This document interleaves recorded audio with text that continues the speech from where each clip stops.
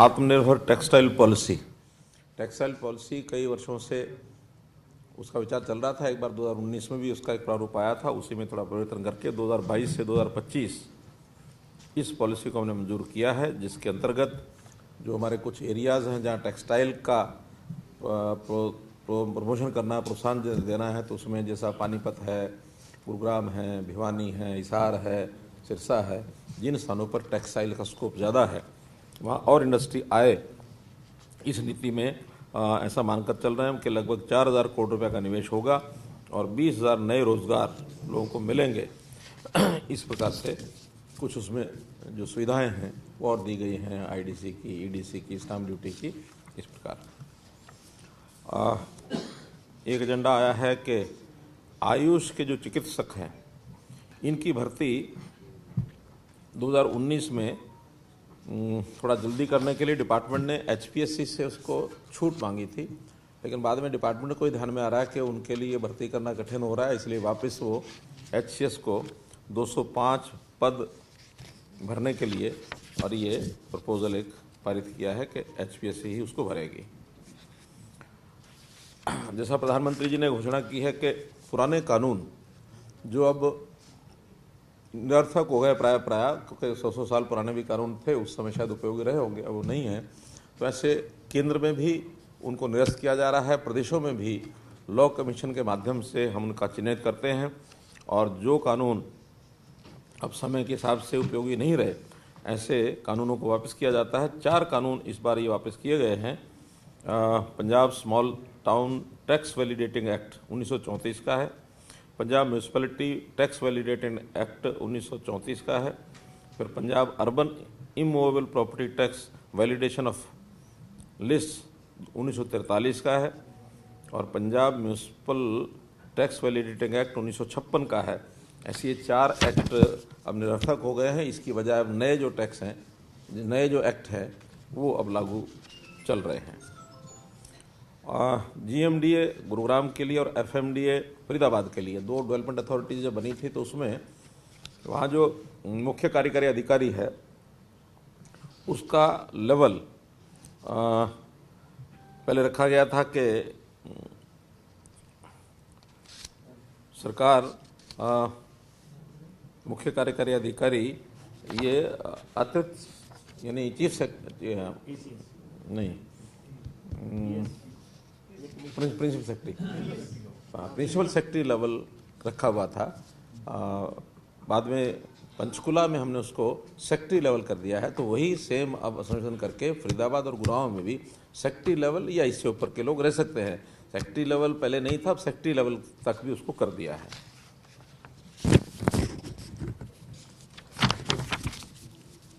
एक वाहन स्क्रैपेज नीति ट्रांसपोर्ट डिपार्टमेंट की ओर से आई है, जिसमें एनसीआर एरिया में 10 वर्ष की अवधि पूरे कर चुके डीजल वाहन और 15 वर्ष पूरी कर चुके जो पेट्रोल के वाहन हैं, अब उनके ऊपर प्रतिबंध है।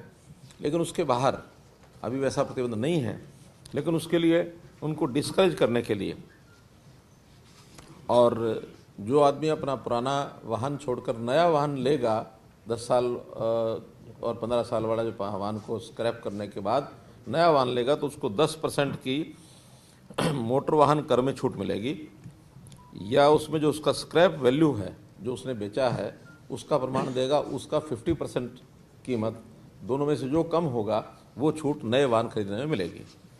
और जो उसका पंजीकरण होगा उसमें भी 25% की उसको छूट मिलेगी। इस प्रकार से प्रोत्साहन दे रहे हैं कि पुराने वाहनों को लोग डिस्करेज करें, कंडम करें और नए वाहन खरीदें। एक विषय ये जो हमारा पुलिस के जो वाहन हैं, हमारा 112 की जो गाड़ियाँ चलती हैं, उस पर ड्राइवर्स की कमी थी। वहाँ डबल शिफ्ट में, क्योंकि 24 घंटे वो चलती है सर्विस, तो उसमें 1500 नए पुलिस के ड्राइवर्स ये भर्ती किए जाएंगे। अभी पहले तो एचकेआरएन में करेंगे और बाद में फिर उनमें से धीरे धीरे परमानेंट भी होंगे, यानी परमानेंट भर्ती अलग से की जा सकती है। अभी 1500 एचकेआरएन में लिए जाएंगे। एक Haryana recovery of damages to property during disturbance to public order, ये एक एक्ट बनाया था कि किसी भी प्रकार का जो पब्लिक प्रॉपर्टी को नुकसान करते हैं, खास करके जो एजिटेटर्स हैं, उस नुकसान की भरपाई और उनसे ली जाएगी, उसके नियम बनाए हैं। तो रूल्स जो है आज नोटिफाई, अब आज हमने पारित कर दिए हैं, जिस दिन से नोटिफाई होंगे उस दिन से ये लागू हो जाएगा। जो वाहनों के जो नंबर होते हैं, जो खास करके प्रायोरिटी नंबर्स लोग लेने की जो इच्छा करते हैं, उन सब को छोड़ने का काम तो हमने पहले पारित कर दिया था। आज उसकी ई नीलामी का भी प्रावधान कर दिया है कि वो सारे नंबर अब नीलाम होंगे, यानी जैसे छोटे नंबर हैं, 1 नंबर है, 11 है या 99 है, या जो भी ऐसे प्रेफरेंशियल नंबर जो है वो सब कुछ रिजर्व कर दिए कि ये नीलाम होंगे, बाकी सब मिलेंगे। और उसके बाद भी अगर किसी कुछ नंबरों की डिमांड लगता है कि बहुत ज़्यादा निकलेगी, आगे चल कर के उन नंबरों में जोड़ा जा सकता है, या नीलामी में जो नहीं जाएंगे उनको छोड़ा भी जा सकता है। तो ये ट्रांसपोर्ट डिपार्टमेंट को बता दिया गया है।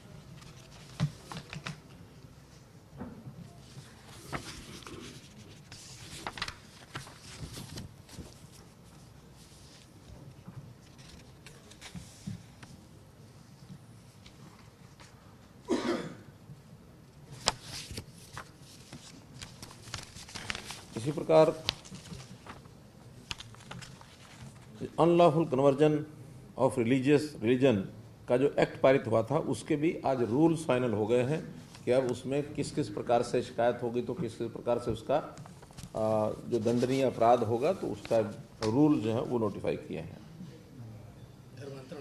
धर्मांतरण वाला उसके रूल्स अभी नहीं बने थे। रेवाड़ी जिले में मनेठी में एम्स, जिसकी चर्चा बहुत समय से चल रही है और काफ़ी वहाँ लोगों ने उसके लिए कहा भी है कि जल्दी इसको करना चाहिए।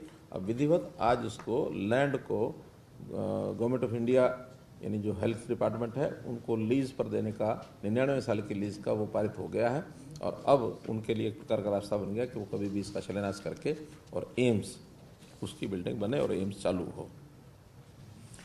एक पॉलिसी हमने ज़मीन को, विभिन्न जो प्रोजेक्ट्स हैं, प्रकल्प हैं, उनको किसान उसमें ज़मीन दे, वॉलंटरली दे। तो पहले 2 पॉलिसीज़ हैं। एक है ई भूमि पर हम ज़मीन खरीदते हैं, यानी एक्विजिशन तो ही है, लेकिन एक्विजिशन मैंने डिस्करेज किया हुआ, उसमें ई भूमि पर म्यूचुअल एक नेगोशिएशन के माध्यम से ज़मीन खरीदी जाती है। दूसरी पॉलिसी हमने बनाई है वो पुलिंग पॉलिसी। एक पर्टिकुलर एरिया में किसान को उसकी एरिया के हिसाब से एक प्लॉट दे दिया जाता है और वो पुलिंग करके उस प्लॉट को फिर वो बेचता है। अब तीसरा एक और लेके आए हैं, वो है पार्टनरशिप पॉलिसी। किसान किसी प्रोजेक्ट में पार्टनरशिप भी कर सकता है। उसमें जितनी किसान की ज़मीन कलेक्ट्रेट होगा वो उसको पैसे पहले दे दिया जाएगा, और जो डेवलपमेंट का खर्चा वो सरकार लगाएगी। फिर उसको जो उसका रिसीट होगी, उस रिसीप्ट में 50% प्रॉफिट जो है ज़मीन के मालिक का और 50% सरकार का, यानी एजेंसी जो बनाएगी उसका। तो ऐसा प्रो रेटा जितनी जितनी ज़मीन होगी उसको बांटते रहेंगे। 80% इस प्रकार से बंटने के बाद 20% जब रहेगी तो उसका एवरेज वेटेड प्राइस है, उससे उसको सरकार लेकर के और किसान को उसका जो प्रॉफिट है उसको दे दिया जाएगा। तो ऐसी एक नई पॉलिसी, इसको हरियाणा लैंड पार्टनरशिप पॉलिसी 2022। एक विषय है कि लैंड की डिवीज़न, खास करके जो रेजिडेंशियल प्लॉट्स या रेजिडेंशियल मकान होते हैं, पुराने बने हुए हैं आज से 50 साल पहले के, और उसमें अब डिवीज़न की आवश्यकता परिवार को पड़ती है। भाई 2 हो गए, या डिवीज़न में करके कोई एक आदमी अपने को आधे को बेचना चाहता है, आधा रखना चाहता है। पहले इसकी लिमिट रखी हुई थी कि 200 स्क्वायर मीटर से छोटा प्लॉट, इसका डिवीज़न नहीं हो सकता था। और डिवीज़न के बाद जो बचने वाला प्लॉट है वो 100 मीटर से छोटा नहीं होना चाहिए था। ये पहले पॉलिसी थी, लेकिन डिमांड आने के बाद अब उसने 200 मीटर की बजाय 100 मीटर कर दिया है कि 100 मीटर या इससे ऊपर का प्लॉट डिविजिबल हो सकता है, और डिवीज़न के बाद कोई भी प्लॉट 50 मीटर से छोटा नहीं होना चाहिए, तो ताकि लोगों को और सुविधा मिल जाए। बहुत लोगों के पास इससे भी छोटे प्लॉट थे जिसका डिवीज़न करना चाहते थे, उसकी लिमिट कर दी है। लेकिन ये कोई भी प्लॉट जो बना हुआ है या किसी के पास उसकी रजिस्ट्री है, वो 1980 से पहले की होनी चाहिए, 40-42 साल पहले की। बाद में किसी ने खरीदा हुआ तो उसका डिवीज़न इससे छोटा नहीं हो सकता, जो पहले हमने बताया। पहले वाले के लिए 200 रहेगा। हाँ। 1980 से पुराने वालों का 150 मिनिमम 50। और ये HSV में बीपी में जो प्लॉट होता है उसका डिवीजन नहीं हो सकता। प्लॉट शामिल है? नहीं हो सकता, वो शामिल नहीं है। हाँ, वो नहीं है। और जिसका इतना छोटा प्लॉट है कि वो इस पॉलिसी के हिसाब से डिविजिबल नहीं है, तो उसकी जो अपार्टमेंट एक्ट है वो उस पर लागू है। उसमें कोई भी अपार्टमेंट ऊपर बना करके उसको अलग से बेच सकता है, फ्लोर वाइज। क्योंकि फ्लोर वाइज प्लॉट तो कम से कम उतना ही है ना, कि लोगों की सुविधा के लिए कि बहुत छोटे प्लॉट करके मकान बनाने के बजाय कम से कम 50 मीटर का प्लॉट तो हो ना जिस पर वो रह सके। उसके रहने सहने का भी थोड़ा ध्यान तो रखना पड़ेगा। तो और जो एक एजेंडा और जो विधिवत एजेंडा में नहीं होता है वो तो रखा जाता है चेयर से, और वो है अगला सेशन की तारीख हमने सुझाई है कि 22 दिसंबर से सेशन शुरू हो। अब वो कितना समय चलेगा और कितने दिन चलेगा ये जो बिजनेस एडवाइजरी कमेटी है वो उस दिन तय करेगी 22 तारीख को। तो 22 तारीख को आज हम अपनी ओर से रिकमेंड करके गवर्नर साहब को भेज देंगे, गवर्नर साहब उसमें परमिशन देंगे तो 22 तारीख को सेशन। ठीक। इस कैबिनेट के अलावा तो कल जैसे आपने एक बहुत बड़ी मंथन मीटिंग की थी और लगभग आपने MBBS की जो बॉन्ड पॉलिसी को बहुत रिलैक्स भी कर दिया, लेकिन वो अभी भी जहाँ पर जैसे आंदोलन कर रहे हैं। अब हमारा स्टेप क्या होगा, क्योंकि अस्पतालों में कुछ और स्वास्थ्य सेवाओं में थोड़ा सा असर पड़ रहा है। नहीं देखिए, अब क्योंकि आज वो लोग गए हैं, उन्होंने फाइनली आज करके बताना था। हमारी ओर से फाइनल है, अब उसको एक आध दिन में उसको नोटिफाई कर देंगे। और नोटिफाई करने के बाद बहुत बड़ी संख्या में लोगों ने सहमति जताई है। जितने लोग आए थे उसमें से मेरा मानना है कि 80% लोग उसमें सहमत थे। कुछ थोड़े बहुत होते हैं जिनके मन में अदरवाइज कुछ विचार होते हैं, कुछ ना कुछ backed by some other forces, ऐसे लोग भी होते हैं। लेकिन अब उसके अंदर जो एक नियम बनाया, पॉलिसी बनाई है, उसके हिसाब से सरकार जो उसी पर लागू रखेगी उसको, अकॉर्डिंगली उसका एक्शन लिया जाएगा। सीएम साहब, अंतर्राष्ट्रीय गीता जयंती जो कुरुक्षेत्र में मनाई जा रही है बड़े धूमधाम से, और विदेशों में भी इसका प्रचार हो रहा है, मनाई जा रही है, इसके लिए कोई लोकल जितने भी जो साधु समाज है या अंत लोगों की क्या कोई मीटिंग है, उनको साथ में लिया गया है इसमें? बिल्कुल लिया। मैं स्पेशली उसके लिए 28 तारीख को शाम को लगभग 2.5 घंटे मेरी मीटिंग हुई और सब लोगों ने बड़ी सराहना की है कि इस प्रकार की मीटिंग और थोड़ा पहले हो जाती तो ज़्यादा उसमें लाभ मिलता है। क्योंकि 28 को ही वो मीटिंग हुई और 29 से लेकर के और 4 तारीख तक का ये 5 दिन का फंक्शन है जो मुख्य फंक्शन है। वैसे तो पिछले 19 तारीख से ही जो क्राफ्ट्स की, आर्ट्स की और जो बाकी सब चल रहा है 19 से ही शुरू हो गया था, लेकिन मुख्य मेला जो है 29 से 4 है, 4 को समापन होगा। बाद में जो बाजार और बाकी सारी चीज़ें वो 6 तक या 7 तक भी चलेंगी। आगे इसमें सब लोगों को मिल करके चलने के लिए बड़ा इसको भव्य स्वरूप कैसे दिया जाए, सबने स्वीकार किया कि हम जितने 22-23 संगठन उसमें आए थे, सबने कहा कि हम अपने अपने ओर से अपने अपने स्थानों पर अलग से भी कार्यक्रम करेंगे और जो सामूहिक कार्यक्रम उसमें भी बढ़ चढ़ करके भाग लेंगे। एक विशेष सीएम साहब, पिछले दिनों अखबारों में छपा है कि मंत्रिमंडल में फेरबदल हो रहा है, 3 मंत्रियों को हटा रहा है, 3 नए मंत्री आ रहे हैं, विभागों में फेरबदल हो रहा है, क्योंकि डोमेन आपका ही है, इसलिए आपसे नहीं, आपको लिखने की पूरी छूट है, कुछ भी लिखिए।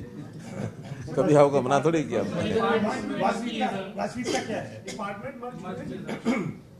अभी विचार चल रहा है, अभी हुआ है डिपार्टमेंट्स का कुछ, क्योंकि सभी डिपार्टमेंट से परामर्श करना पड़ता है, उसके अंदर कुछ समय लगता है। लेकिन डिपार्टमेंट्स कई बार ऐसा होता है जो एक जैसे ही काम है, अब एक जैसे काम में 2 जगह बांट के करना, फिर उतने अधिकारी ज़्यादा करना, उसका अननेसेसरी जिनका खर्च है, अननेसेसरी मैन पावर ज़्यादा लगती है, उन सबको एक प्रकार से रिवाइज करने का काम है। पहले भी कई बार हुए हैं, एक डिपार्टमेंट के 2 भी हुए हैं, 2 के 1 भी हुए हैं। वो एक सामान्य प्रोसेस है, कोई उसके अंदर बहुत बड़ा कारण नहीं। कुल कितने डिपार्टमेंटल मत करने की तैयारी है?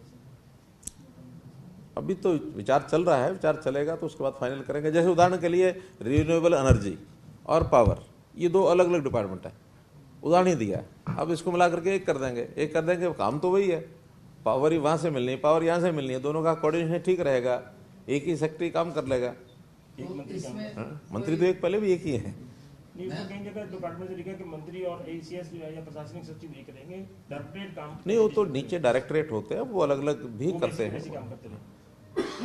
एक सीएम साहब 3 तारीख को जो सरपंचों को शपथ दिलाए जाने का एक बड़ा कार्यक्रम होना है, टेलीकॉन्फ्रेंसिंग वगैरह, उसमें जो क्लास 1 ऑफिसर्स में कुछ डॉक्टर्स की ड्यूटी लगी है। हमने उनको बताया है कि अगर किसी की इमरजेंसी ड्यूटी है, जिसकी कठिनाई है, डिप्टी कमिश्नर को बता देंगे तो उसके बदले में दूसरा आदमी लगा देंगे, दूसरा लग सकता है। लग सकता है। देखिए ये तो क्लास 1 अधिकारी कोई भी उसको ऑथराइज करके भेजेंगे, जो ऑथराइज होकर जाएगा उसने 1 घंटे का 1.5 घंटे का फंक्शन करा के आ जाना है।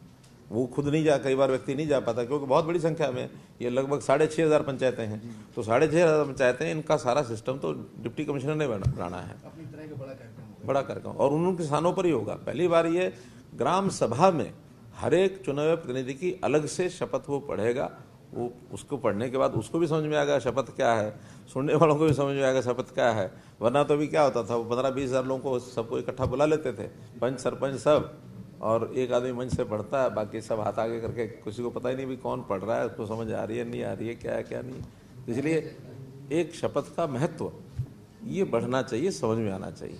कल आपने कुछ और डिपार्टमेंट पंचायत को कहा ना, पंचायत को कुछ अधिकार और देने की बात कुछ अपने साथ जो नहीं, ऐसा नहीं, करते, वो क्या था जो वो ये कुछ था काम थे, कुछ क्या? ग्राम संग्रह